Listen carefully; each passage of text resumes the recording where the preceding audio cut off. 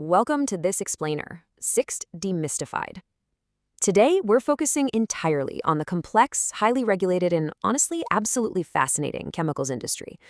For those of you already tracking global sustainability standards, you know that understanding the exact metrics an industry is judged by is literally the master key to understanding its future viability and market valuation. So let's jump right in.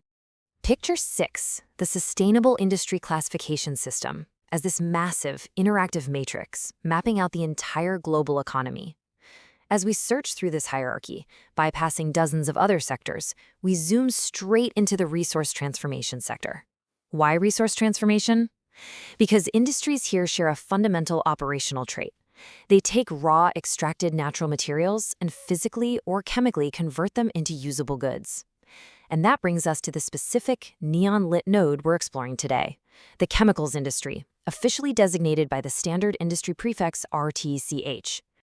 Now, you might be wondering, why does this specific standard hold so much weight?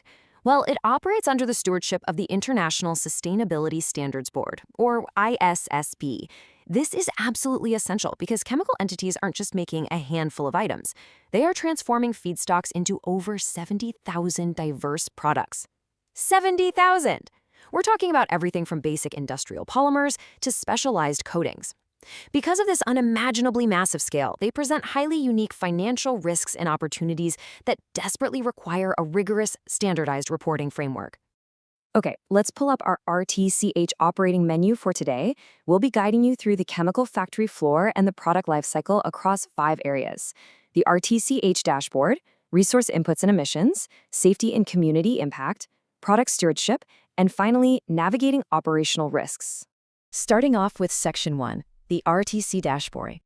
To truly understand why this standard matters to investors, we have to look at how it breaks performance down into 2 distinct metric categories. First, you have hard quantitative data. We're talking metric tons for emissions or thousands of cubic meters for water management. But numbers alone don't tell the whole story, right? So the standard equally mandates qualitative discussion and analysis. This is where entities actually have to explain their long-term strategies, how they're managing risks, and their progress against specific targets. It's a brilliant way to track current performance and future management strategies right alongside each other. Moving right along to Section 2, resource inputs and emissions. So out on the factory floor, what resources are consumed and what gets emitted directly impacts regulatory costs. The standard makes a very important distinction here. It clearly separates global climate drivers from localized air quality pollutants. On one side, we have gross global Scope 1 greenhouse gas emissions, tracking the 7 specific gases covered under the Kyoto Protocol, consolidated into metric tons of CO2 equivalent. But on the flip side, entities must also measure localized air pollutants that affect regional health, like nitrogen oxides, sulfur oxides, and volatile organic compounds. Getting a handle on these emissions doesn't just help the environment, it directly mitigates the very real financial risk of heavy regulatory penalties. Now, here's a really interesting number for you: 1,000. When chemical companies report on their water management, the standard specifically defines freshwater as having less than 1,000 parts per million of dissolved solids. This isn't just a trivial bit of science trivia, it's a crucial baseline. Chemical production is incredibly water-intensive. Entities have to report the total water they withdraw and consume, and vitally, they must disclose the percentage of that water located in regions with high or extremely high baseline water stress. If a facility relies on fresh water in a drought-prone area, that is a massive operational disruption just waiting to happen. All right, on to Section 3, safety and community impact. Beyond just water and energy, a chemical company's social license to operate hinges heavily on its workforce and community relations.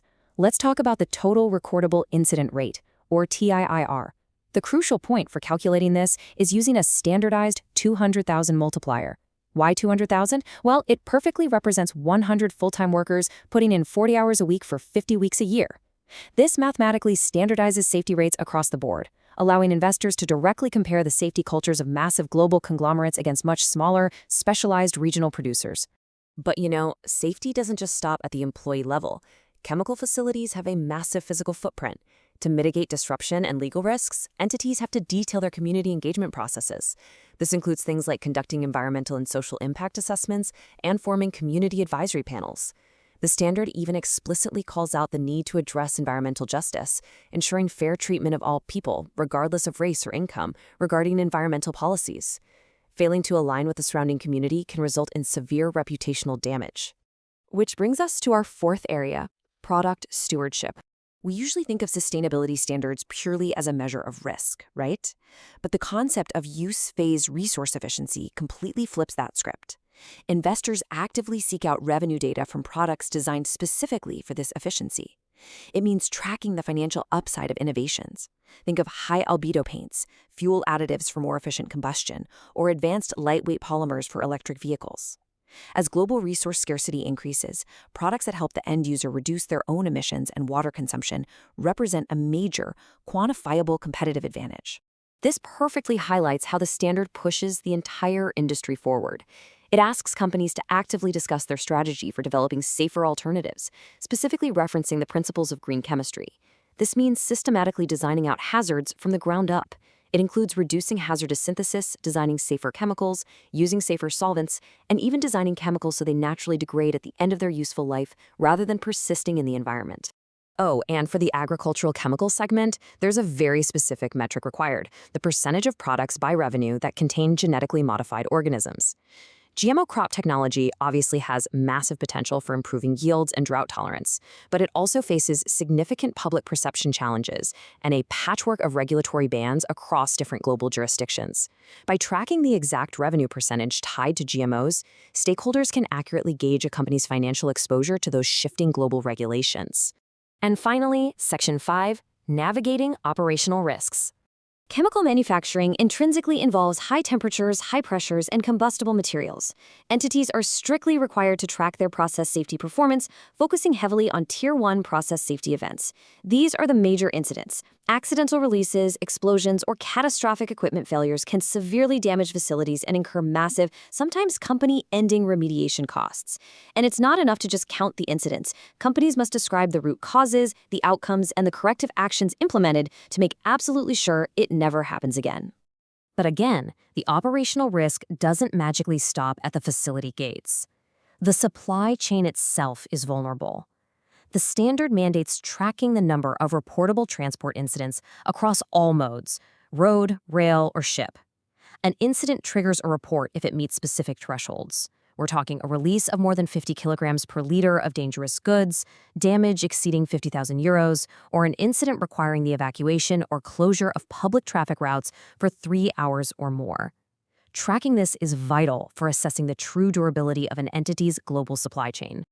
We've covered a massive amount of ground today, looking at the strict metrics that govern everything from greenhouse gas emissions and water stress to green chemistry and transport safety.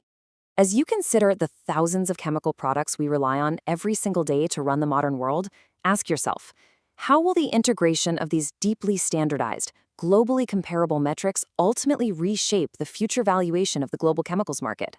The companies that master this dashboard aren't just complying with rules, they are engineering their own future resilience.